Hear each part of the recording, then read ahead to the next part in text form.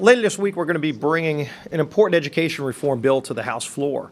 The Student Success Act, as Chairman Klein described, is going to make really important reforms to get the federal government further out of the role of education and allow the states and local governments and parents to make those good decisions and to come up with really important innovations.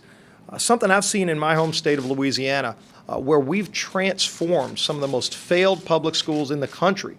The city of New Orleans school system before Hurricane Katrina was one of the most failed and corrupt systems in the entire nation. You literally had children who were graduating. They had a high school valedictorian who couldn't pass the state exit exam. That kid did everything he was asked to do. The system failed him.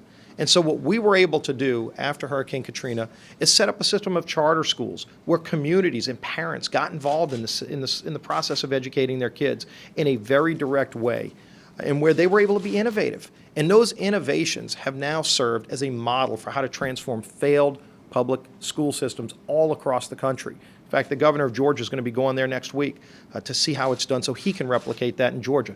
That's how education success works, where states are able to be creative, local school boards and parents are able to make those decisions. It doesn't work well when the federal government is given this one-size-fits-all approach.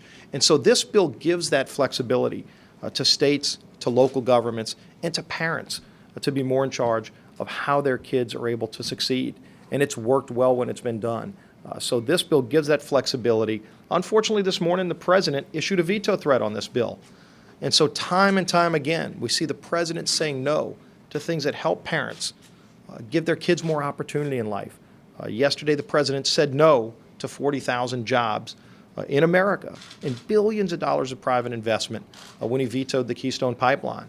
It's time for the president to stop saying no and start saying yes to getting our economy back on track, giving kids the opportunity to succeed, and their parents the ability to go to their local school board, to go to their state without the federal government coercing and using federal taxpayer dollars to tell them how to do things when they can do it better.